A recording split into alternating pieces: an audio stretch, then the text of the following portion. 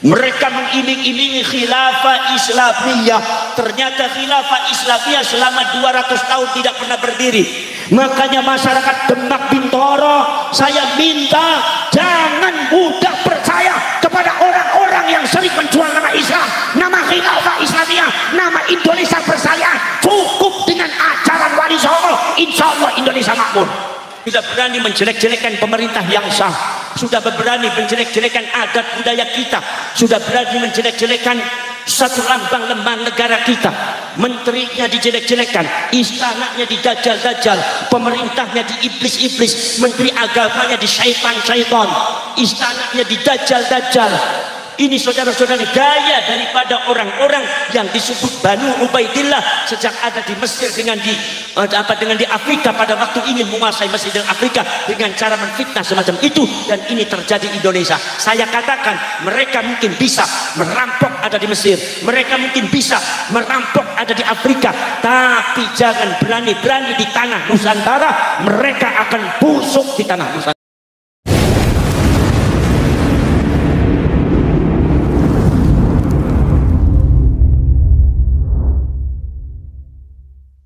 Para syekh, para rawuh, para sedulur, awal daripada pengakuan sebagai cucunya Rasulullah Sallallahu Alaihi Wasallam, apalagi pengakuan itu atas dasar klaim sepihak, apalagi setelah ditelusuri ternyata nasabnya palsu, niki para syekh, para sedulur, melahirkan sebuah kesesatan, tindakan ingkang di luar norma agama Islam. Maka dari itu masalah yang berkaitan dengan nasab, yang berkaitan dengan baginda Rasulullah ini jangan dianggap enteng, jangan dianggap murah, jangan dianggap sembarangan. Ini betul-betul kita sebagai bangsa Indonesia itu harus membahasnya sampai tuntas. Iki jenenge Ba'alwi, iki priwe kiye nasabe. Ternyata 3 konteks keilmuan itu sudah menolak, maka harus diadakan regulasi hukum pemerintah yang bertindak. Siapapun orangnya yang mengaku cucunya Rasulullah akan diwajibkan tes DNA. Kalau tanpa tes DNA tetap mengaku cucunya Rasulullah, maka wajib diadakan tindakan hukum karena ini bisa menyesatkan masyarakat.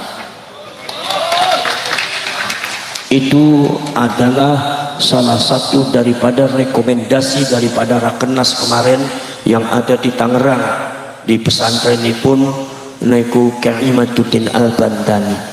Para syekh, para rawuh, para sedulur-sedulur mawon, jangan dianggap remeh yang berkaitan dengan nasabnya Rasulullah.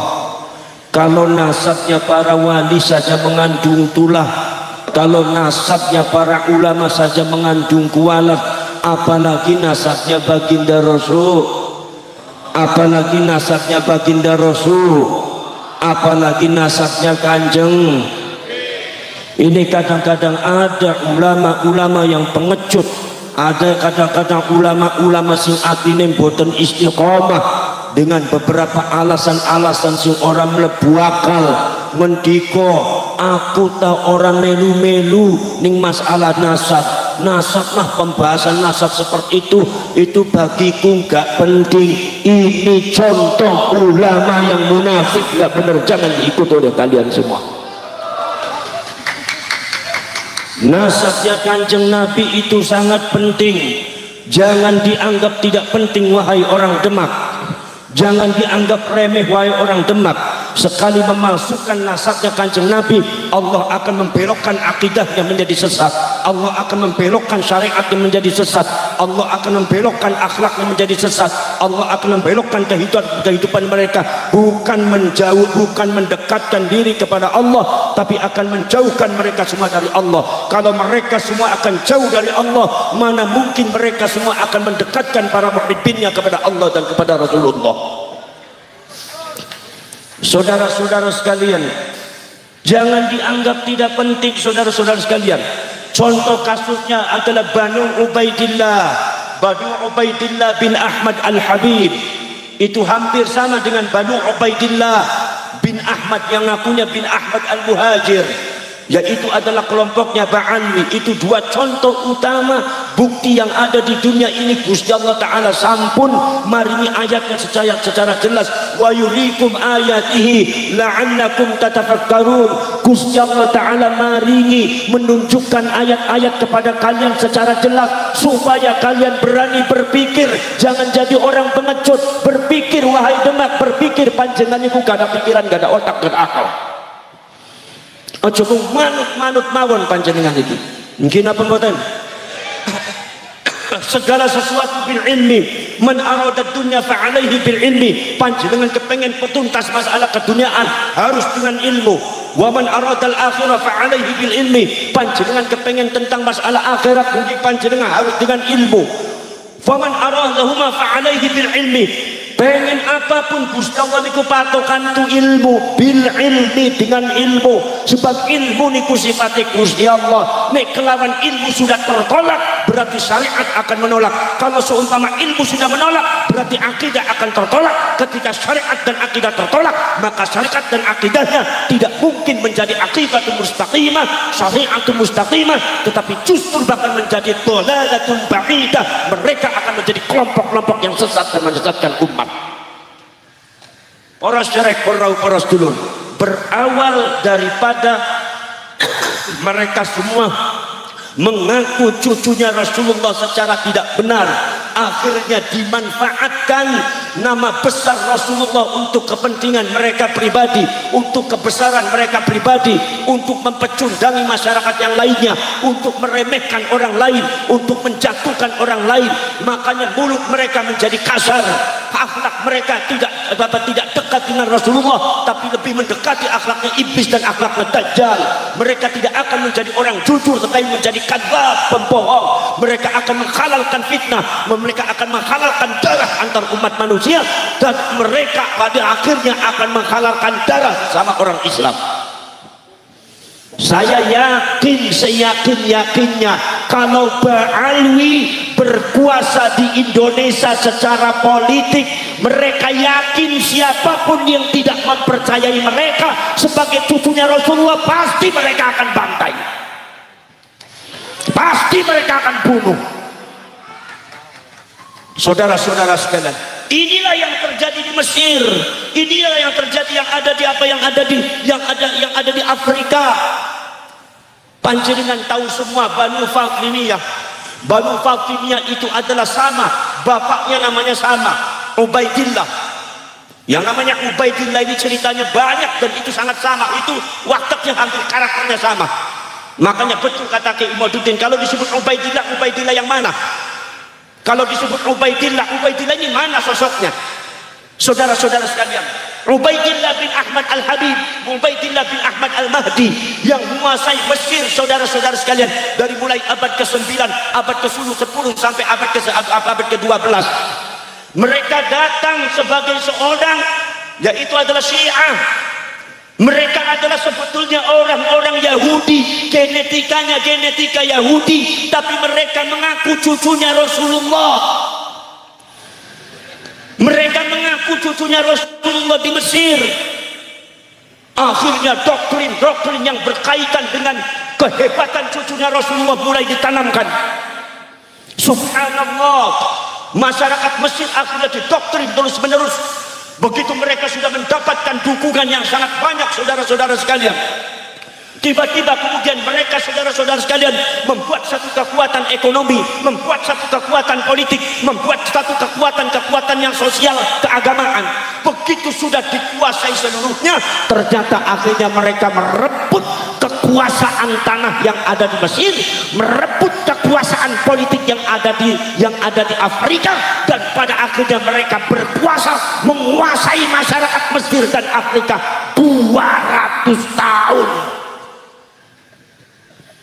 Inilah yang mereka cari, kepentingan dunia untuk menguasai satu negara. Inilah yang mereka cari. yaitu adalah kepentingan dunia untuk menguasai tanah orang lain. Inilah yang mereka cari, kepentingan dunia untuk menguasai politik. Masya Allah, pada waktu mereka pertama kali datang, subhanallah, masyarakat didoktrin tentang keagungan cinta kepada cucunya Rasulullah, seolah-olah cucunya Rasulullah hanya mereka.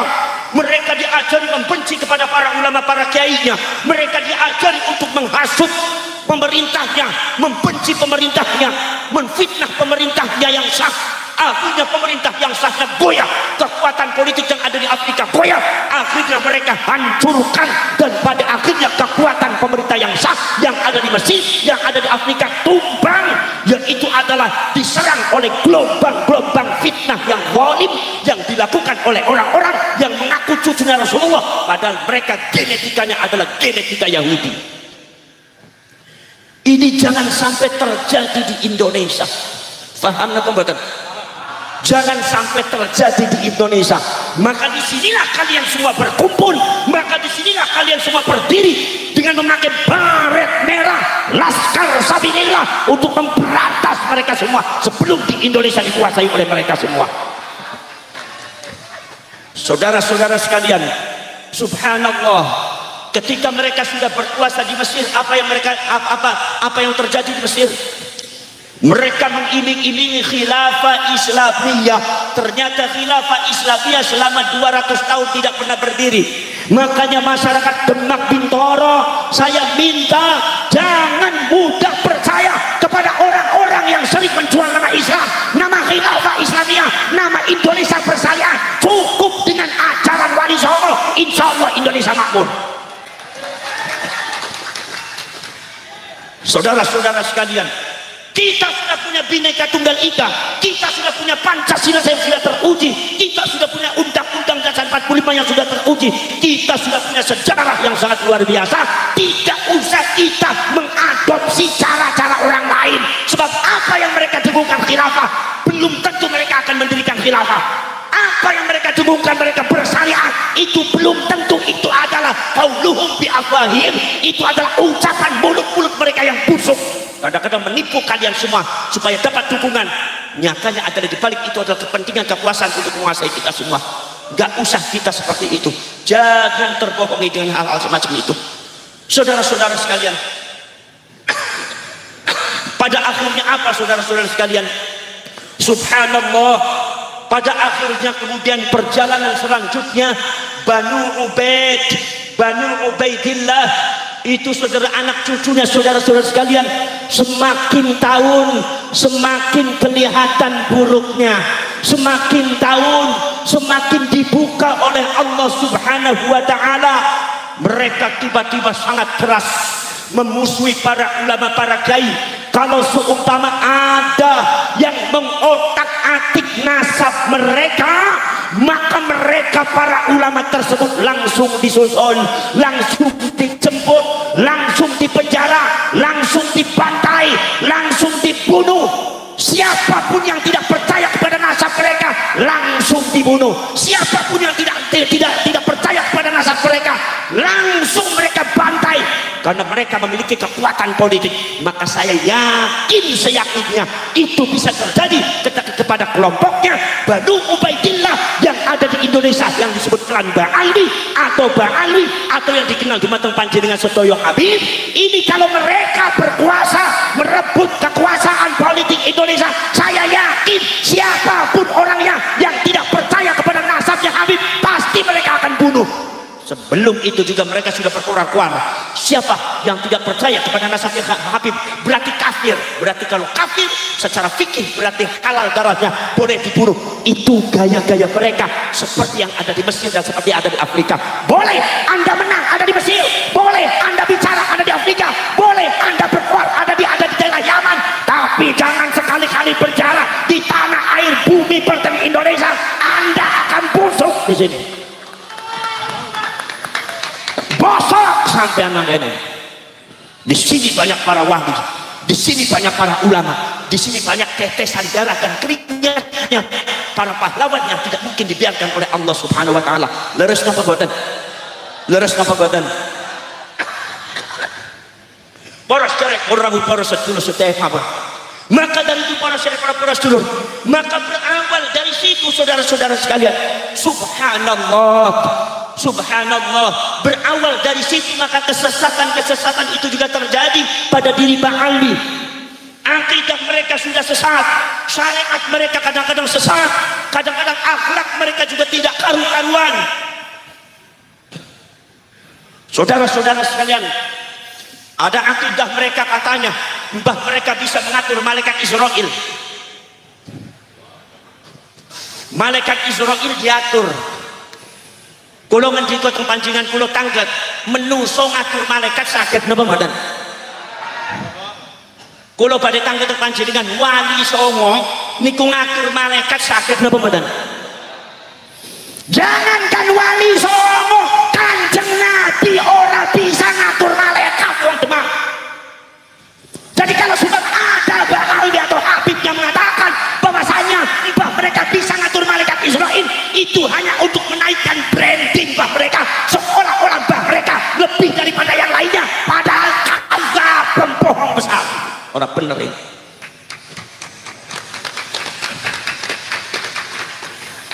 Besok blok baik kau bobot. Bisanya keblok cok ya Demak ya. Biasanya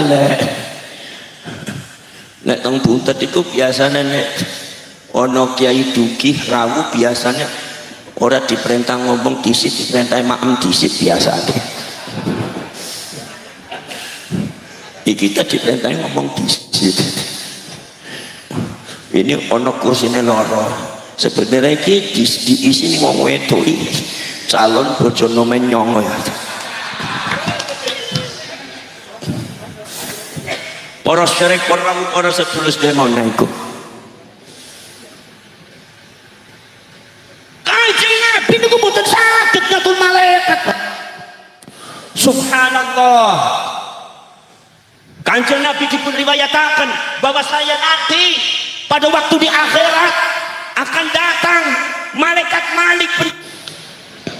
Ya Rasulullah, umatmu masih ada di neraka satu ya Rasulullah. Umatmu masih ada di neraka satu ya Rasulullah. Makanannya nanti aja dibaginya. Kiai nebe lagi kaliran kok sing warek-warek kok mono panjenengan tak ngomong wis kok dibagi ke sedoyo malah kene kok kaumanan begitu. Mangke mawon nggih.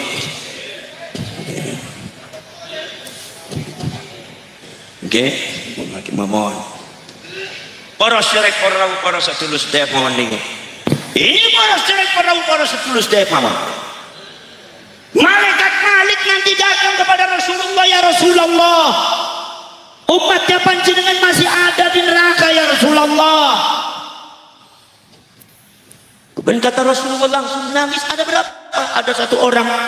Masya Allah, Rasulullah menjerit. Apa kata Rasulullah? Ya Malik, salim ummati, selamatkan umatku, wa akhrijhu minan nar, keluarkan dia dari api neraka, keluarkan dia dari neraka ya Malik. Apa jawabannya malaikat Malik?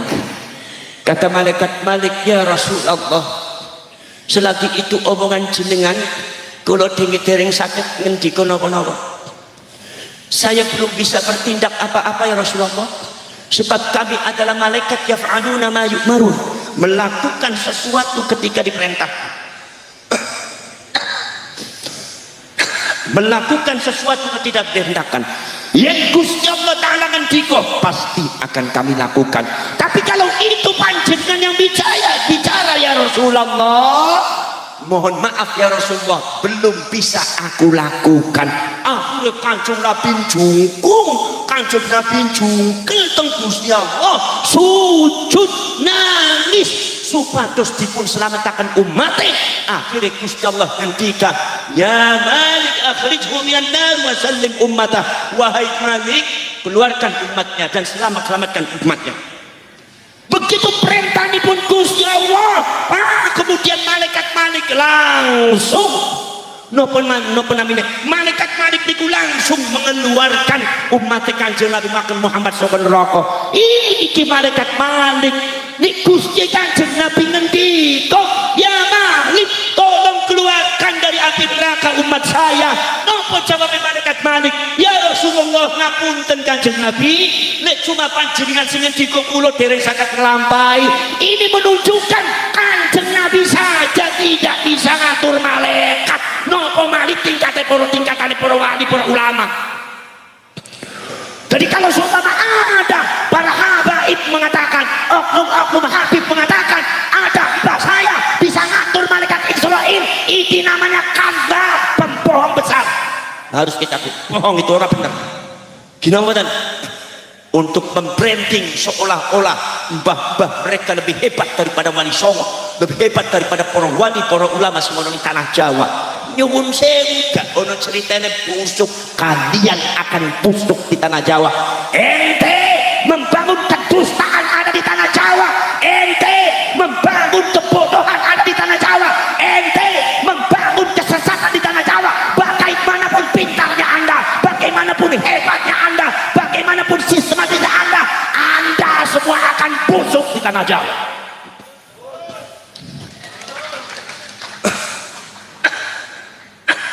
Mungkin apa betul? Poros derek perawu poros sedulur sedherek mawon. Wonten malih syariat sing boten karu-karuan.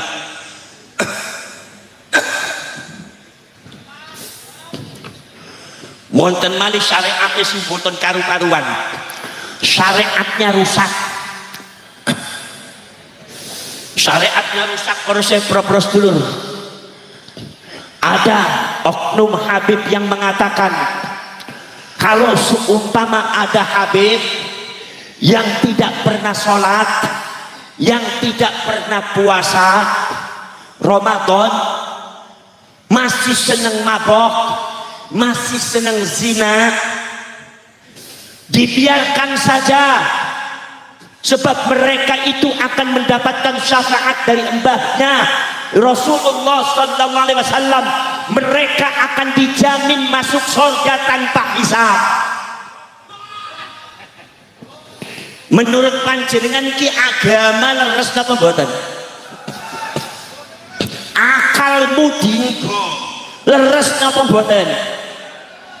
Ana menungsa ora gelem sembahyang, ana menungsa gak gelem puasa, ana menungsa senenge mabok, ana menungsa senenge zina, iso mlebu swarga tanpa hisab. Iki takoni Habib, iki agamane sapa?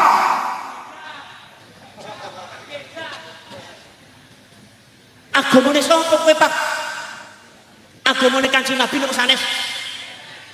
Agamane Kanjeng Nabi nopo sanes? Sampai ada doktrin yang mendoktrin anak-anak kita yang masih muda-muda, yang mendoktrin orang-orang kita yang kadang-kadang masih buta akan agama, mengatakan bahwasanya ada seorang habib muhibbinnya meninggal. Begitu muhibbinnya meninggal, saudara-saudara sekalian, begitu muhibbinnya meninggal, saudara-saudara sekalian, subhanallah, begitu muhibbinnya meninggal, itu si habib itu datang. Assalamualaikum ya fulan bin fulan, aku tahu ente nggak pernah sholat, ane tahu ente nggak pernah puasa, ane tahu ente seneng mabok, ane tahu ente masih seneng zina, tapi ane tahu kalau ente seneng sama ane Habib, ane tahu ente seneng sama ane Habib. Kalau ente nanti dikubur ketemu dengan malaikat mungkar nakir, tolong sampaikan surat aneh kepada mungkar nakir. Suratnya diselipkan di bawah kepalanya si mayit itu. Iku Habib mungkar nakir disurati, Pak. Niki gendeng apa edan, Pak? Loro-lorane. Mungkin apa betul?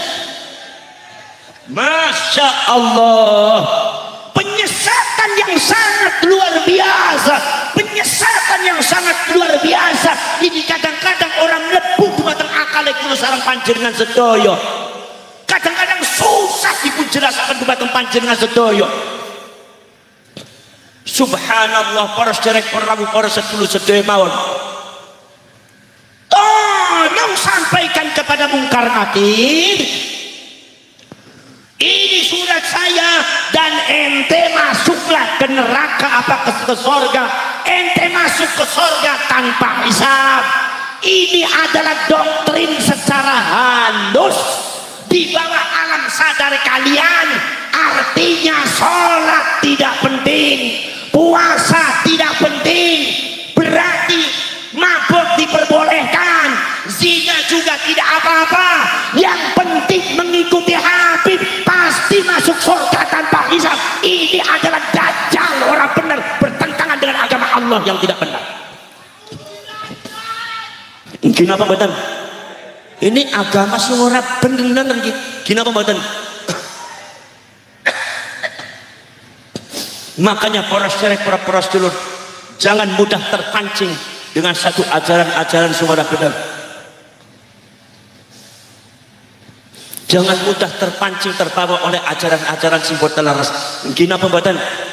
Para sederek para sedulur, insyaallah mangke kangge ceramah dipun terasaken dumateng Ki Imaduddin Al-Bandani nggih.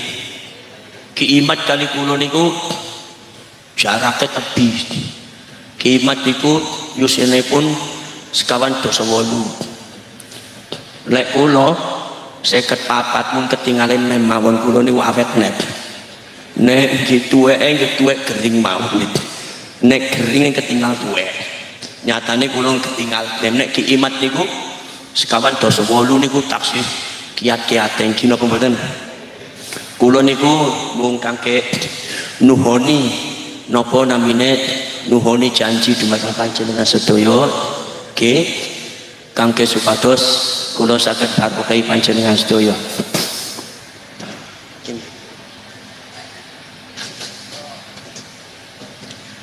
Sing jenenge kiai ya kudu sabar. Wong lagi kaliren malah dikei tisu ya kau poh mosok tisu di maamnya irung mais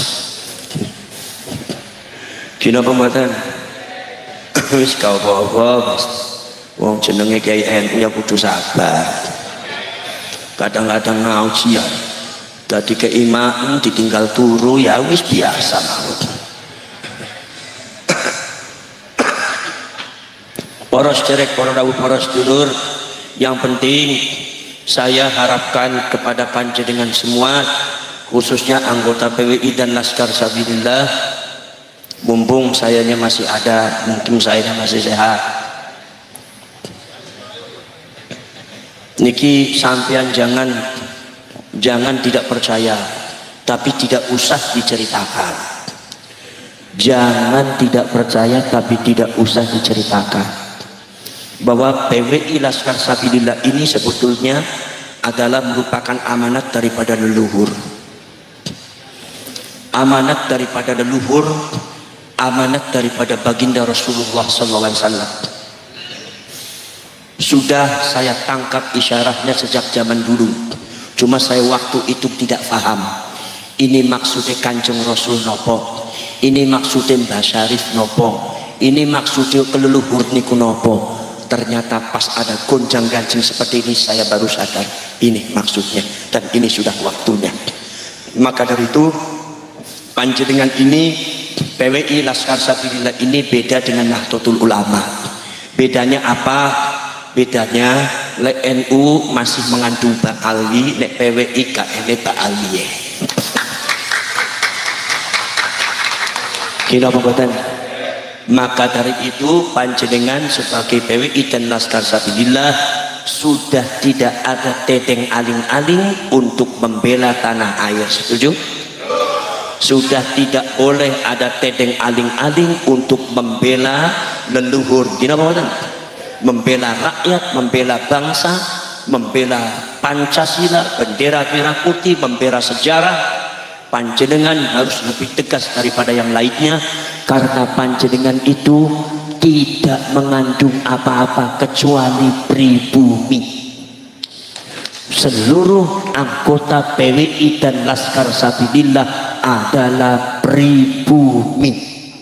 Maka dari itu di sini bedanya, kalau Nahdlatul Ulama masih gamang membela nasionalisme, kalau seumpama Nahdlatul Ulama itu masih gamang membela negara, kalau seumpama Nahdlatul Ulama itu masih gamang membela PBNU-nya sendiri atau membela rakyat atau membela Nahdien, maka PWI dan Laskar Sabilillah harus lebih daripada pengurus-pengurus NU di dalam keberaniannya dan di dalam ketegasannya, membela negara, membela bangsa, membela Pancasila, membela rakyat, membela sejarah, dan termasuk membela NU.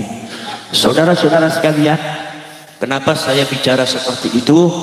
Karena saudara-saudara sekalian, ini terlahir dari pemikiran saya sejak zaman dulu, ketika Nahdlatul Ulama ada beberapa oknum habaib yang menyebut bahwa NU mengandung PKI. Ada lagi kemudian yang mengatakan Banser itu sudah ada PKI-nya. Itu cukup menyakiti hati saya. Saya protes kemana-mana, saya ceramah dengan keras kemana-mana, dari Surabaya sampai Banten, sampai saya yang akan berantem dengan kelompok-kelompok yang disebut Front Pembela Islam ketika itu. Kenapa? Karena saya tidak terima. Tidak mungkin itu Banser ada PKI-nya.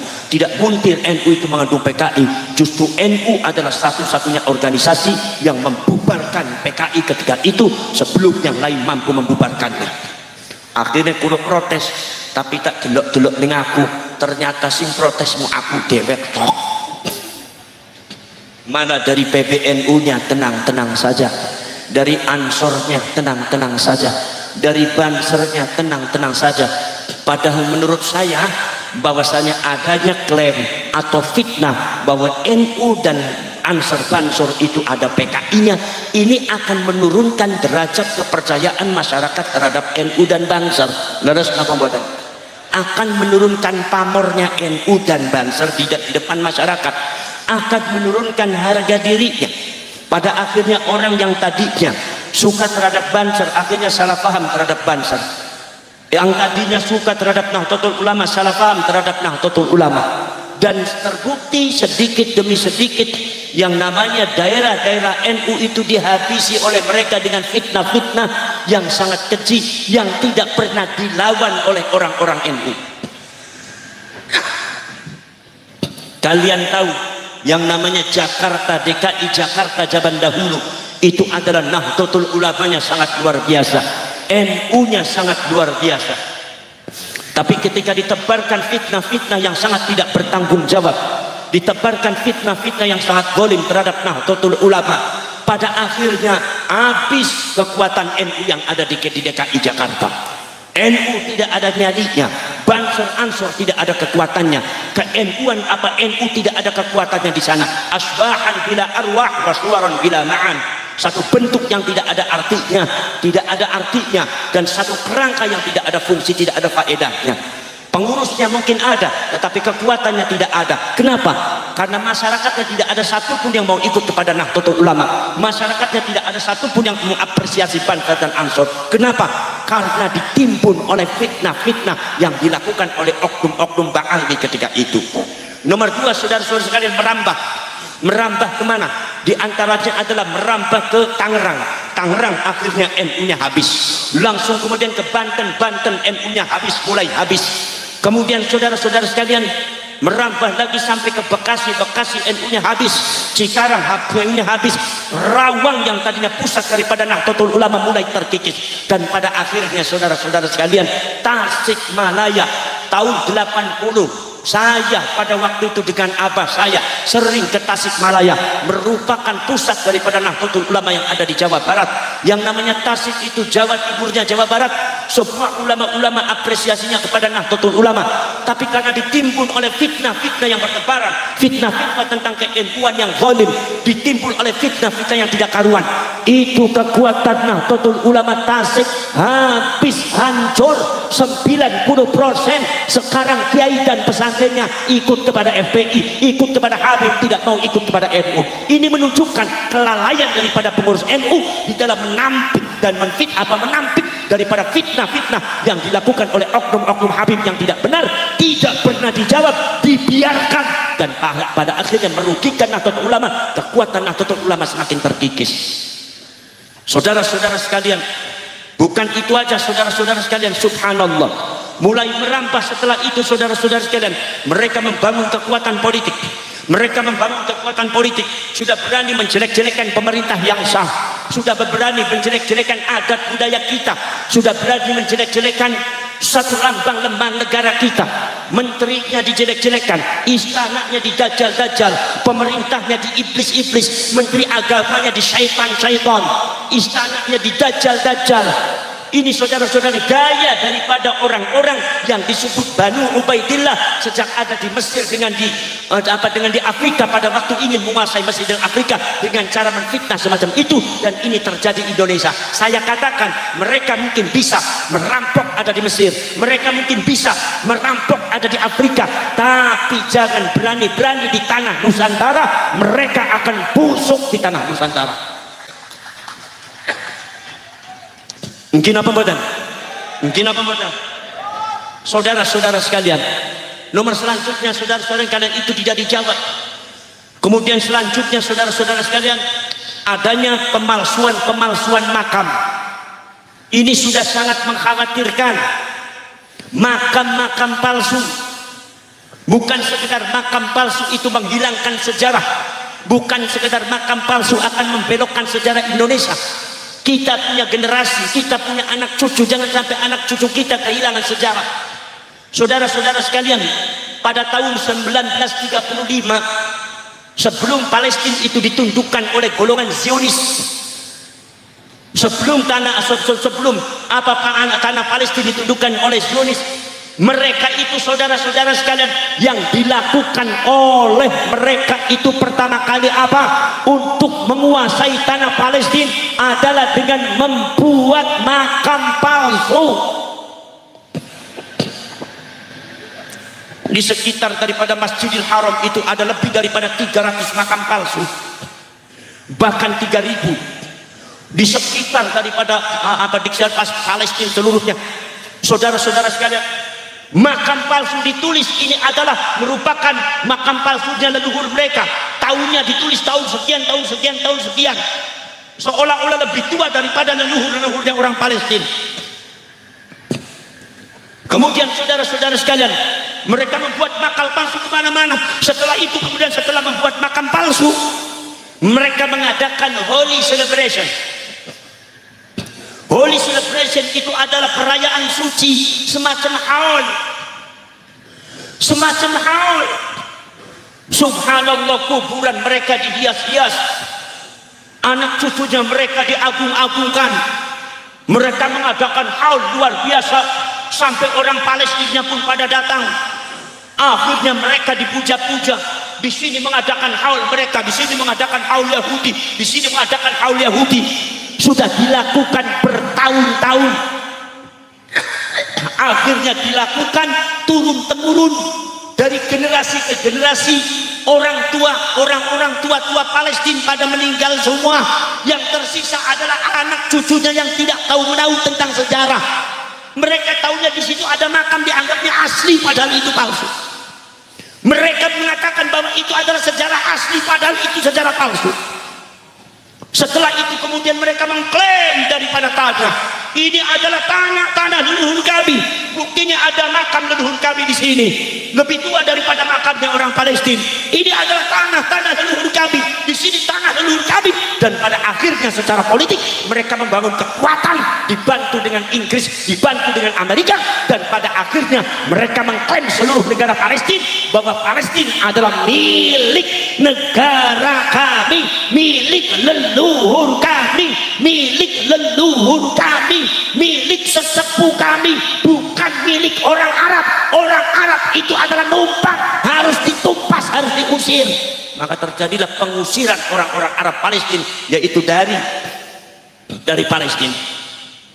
Saudara-saudara sekalian, Kalian tahu sekarang siapa yang mempropagandakan anti Arab?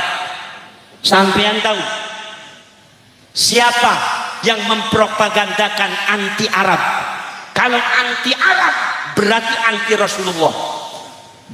Yang mempropagandakan di apa? Yang mempropagandakan di Israel, ada di Palestina, bahwa tanah Palestina adalah milik mbah-mbah kami, orang-orang Yahudi, milik wali-wali Yahudi yang ada di Israel, yang ada di Palestina. Tanah Palestina adalah milik para wali Yahudi, milik mbah-mbah kami orang Israel. Kalian tahu tidak siapa namanya orang yang mempropagandakan itu semua? Kalau kalian belum tahu, saya katakan yang mempropagandakan itu semua namanya adalah saudara Yosef Al-Haddad, bangsanya Al-Haddad. Di sana mengaku dirinya Israel, di sana mengaku dirinya Yahudi, tapi bangsa Al-Haddad yang ada di Indonesia mengaku cucunya Rasulullah sallallahu alaihi wasallam secara palsu. Makanya hati-hati. Bahkan di antara lagi ada 3 orang, bangsanya As-Sugaf dan bangsanya Bill Smith. Itu mereka orang Israel yang mempropagandakan anti Arab, yang mempropagandakan bahwa tanah Palestina adalah milik orang Yahudi, tanah Palestina adalah milik leluhur kami bangsa Yahudi. Ini bangsa Al-Haddad, ini bangsa Bill Smith, ini bangsa As-Sugaf. Mereka di Israel mengaku dirinya orang Israel, tidak mengaku orang Arab, bahkan mempropagandakan anti Arab. Mereka mengaku dirinya adalah orang-orang Yahudi, tapi mengapa keluarga Al-Haddad, keluarga As-Sugaf, keluarga bin Smith di Indonesia mengaku dirinya cucunya Rasulullah sallallahu alaihi wasallam? Palsu napa boten? Palsu napa boten? Palsu napa boten? Cucunya Rasulullah palsu itu. Leres napa boten? Maka dari itu saudara-saudara sekalian, hati-hati terhadap satu doktrin yang tidak benar. Mila kula sareng panjenengan sedaya. Pada waktu kemudian juga ada pemalsuan makam sampai di Wonosobo. Di Wonosobo itu ada beberapa makam yang sudah dibongkar. Di antaranya 78 makam. Di antara juga di daerah-daerah yang lain, termasuk saya lihat itu di Madiun. Dan saya minta kepada panjenengan semua, Laskar Sabilillah dan Perjuangan Wali Songo Indonesia, dengan bekerja sama dengan aparat pemerintah, situs dan budaya, bekerja sama dengan tokoh masyarakat setempat, kalau memang itu makam palsu sesuai dengan data palsu, maka harus wajib makam palsu gak ini isiye iku sanes makam, tapi berhala makam. Ini makame wong ditulisnya makame Habib, padahal Habib niki gak ini ceritane, gak ono sejarah, ditempeli Habib ini bin ini Anda ziarahi, padahal itu bukan makanya Habib. Ini sama dengan menyembah berhala. Bongkar napa mboten? Bongkar napa mboten? Maka dari itu jangan ragu-ragu, panjenengan bongkar mawon.